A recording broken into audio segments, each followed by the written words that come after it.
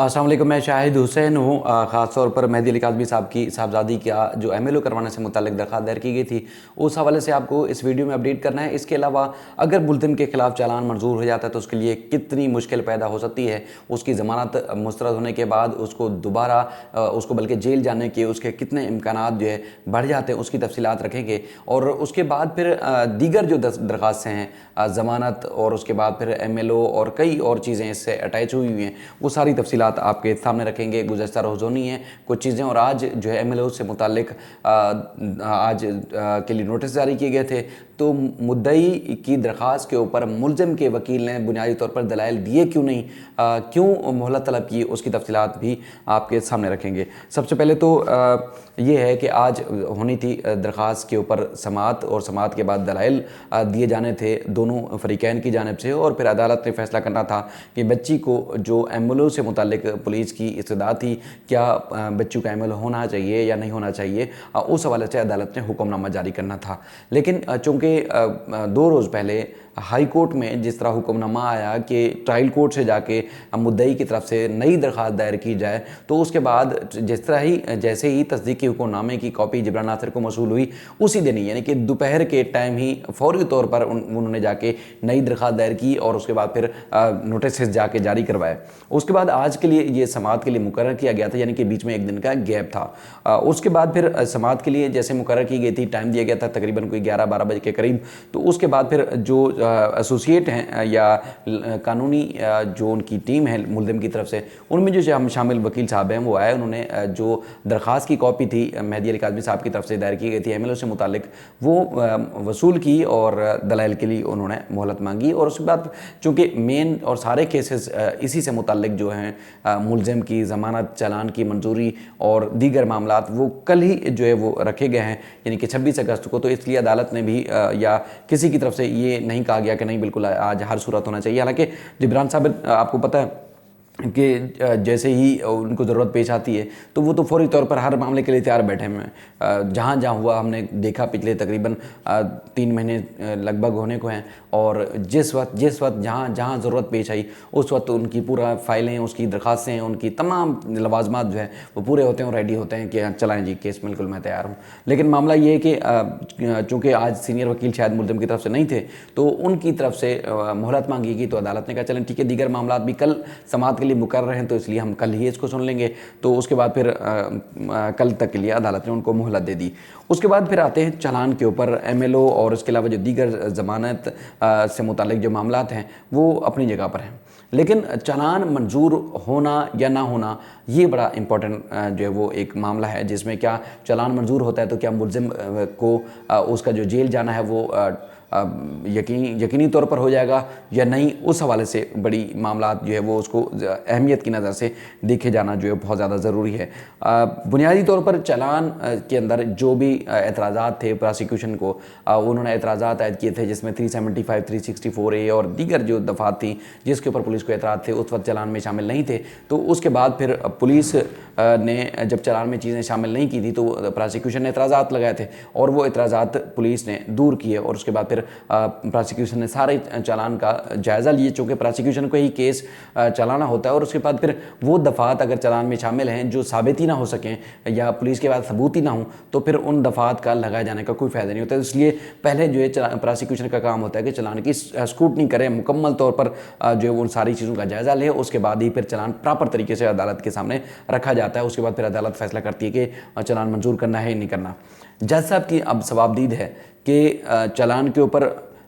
दलाइल सुनते हैं या फिर जो है वो चालान को खुद मंजूर कर लेते हैं। हालांकि जो कानूनी माहिरीन से हमारी बात हुई, उनका कहना है कि जज साहब की अपनी सवाबदीद है। चालान इसके अलावा भी जो दीगर केसेस आते हैं, जज साहब की अपनी सवाबदीद होती है, चालान मंजूर करना है या नहीं करना, या कोई एतराज़ात हैं या कोई चीज़ शामिल करनी है या कोई निकालनी है, कोई भी अदालत ने अपना उस चालान के ऊपर नोट पुटअप करना पड़ता है। उन्होंने नोट लिखना पड़ता है कि इसके अंदर क्या खामी है, या चालान मंजूर किया जाता है एज इट इज़ या नहीं। वो सारी अदालत को वजूहात उस चालान के ऊपर या उस हुक्मनामे में चालान मंजूरी या मुस्तरद करने के ऊपर लिखनी पड़ेंगी। अगर खुदा न खासा या जज साहब समझते हैं کہ ملزم کے وکیل کو سن لیا جائے تو پھر یقینی طور پر نہ صرف ملزم کے وکیل کو بلکہ مدعی کو بھی عدالت کو سننا پڑے گا، اور اس کے بعد پھر عدالت نے فیصلہ کرنا ہوگا کہ چلان منظور ہونا ہے یا نہیں ہونا۔ اگر چلان منظور ہو جاتا ہے تو پھر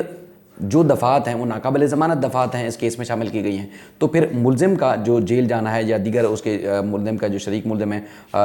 خاص طور پر ظہیر کا بھائی جو شبیر ہے، اس کا جو جیل جانا ہے وہ یقینی طور پر طے ہو جائے گا، اور وہ اس کی درخواست ضمانت پر جب دلائل ہوں گے تو اس دلائل میں یہ دفعات جب شامل ہیں کہ 364A اور 375 اور دیگر دفعات بھی جو ناقابل ضمانت ہیں وہ دلائل ہوں گے، اور پھر یقینی طور پر وہ جیل جائیں گے، اور اس کے علاوہ جیل جانے سے ان کو کوئی بچا ہی نہیں رہ سکتا۔ لیکن کہنے کا مقصد یہ ہے کہ ملزمان کا یعنی کہ چلان منظوری کے بعد درخواست ضمانت کے اوپر دلائل ہوں وہ بعد کی بات ہے، لیکن سب سے پہلے جو بڑی اور اہم چیز ہے کہ وہ سارا دار و مدار جو ہے ان کا جیل جانا وہ چلان کی منظوری کے اوپر اس کا سارا دار و مدار ہے، کہ چلان جیسے ہی منظور ہوتا ہے تو اس کے بعد پھر ملزمان کو جیل جانے سے کوئی نہیں روک سکے گا، ان کو کوئی بچا نہیں سکے گا۔ چونکہ یہ معاملہ بڑا انتہائی اور بڑا اہم ہے، اور ان ساری چیزوں کو دیکھے جانا بھی جو ہے وہ بہت زیادہ ضروری ہے۔ لیکن اس کے بعد پھر چونکہ دیگر معاملات جس میں MLO، اور اس کے بعد پھر چونکہ پہلے جو اگر ٹرائل کورٹ کی میں بات کروں تو چلان کی منظوری کے اوپر عدالت نے فیصلہ کرنا ہے، ٹھیک ہے، ملزمان کی درخواست ضمانت 26 اگست کے لیے جو ہے مقرر کی گئی ہے سماعت کے لیے، اس پہ عدالت نے فیصلہ کرنا ہے، اور اب جو نئی چیز آ گئی ہے MLO سے متعلق جو درخواست ہے اس پر بھی فیصلہ عدالت نے کل ہی کرنا ہے، اور دیگر جو درخواستیں ہیں یعنی کہ بچی سے جو مغوی ہے اس سے ملزم کی جو خواہش تھی کہ اس سے ملنا چاہتا ہے اس کی درخواست، اور اس کے علاوہ 164 کا بیان ریکارڈ کرنا، یہ 4-5 چیزیں جسٹس جو ADJ صاحب ہیں الیاس مہمان صاحب ان کی عدالت میں کل ہی سماعت کے لیے ساری چیزیں مقرر کی گئی ہیں۔ اب دیکھتے ہیں کہ عدالت اب کس چیز کے اوپر پہلے فیصلہ کرتی ہے، کیا آیا MLO کی درخواست کے اوپر پہلے سماعت کرنے کے بعد فیصلہ جاری کرتی ہے، یا چلان کی منظوری کے اوپر، یا ملزمان کی جو ہے وہ ضمانت کی درخواست کے اوپر۔ لیکن جو مجھے بظاہر لگتا ہے وہ عدالت سب سے پہلے جو فیصلہ کرے گی چلان کے اوپر کرے گی، کہ چلان منظور ہوگا تو اس کے بعد پھر دیگر چیزوں کو عدالت بعد میں ان کا جائزہ لے گی، اور اس کے بعد پھر جن درخواستوں میں جو فیصلہ کرنا ہے وہ بعد میں کیا جائے گا۔ کل کا دن جو ہے ملزم کے لیے خاص طور پر بڑا اہمیت کا حامل ہے۔ اس کے علاوہ جسٹس ذوالفقار جو خان صاحب ہیں سندھ ہائی کورٹ کے، ان کے سنگل رکنی بینچ کے سامنے جو یوٹیوبر ملزم ظہیر اور دیگر کے خلاف جو توہین عدالت کی درخواست دائر کی گئی تھی اس کے اوپر جو ہے وہ کل ہی کے لیے نوٹس جاری کیے گئے تھے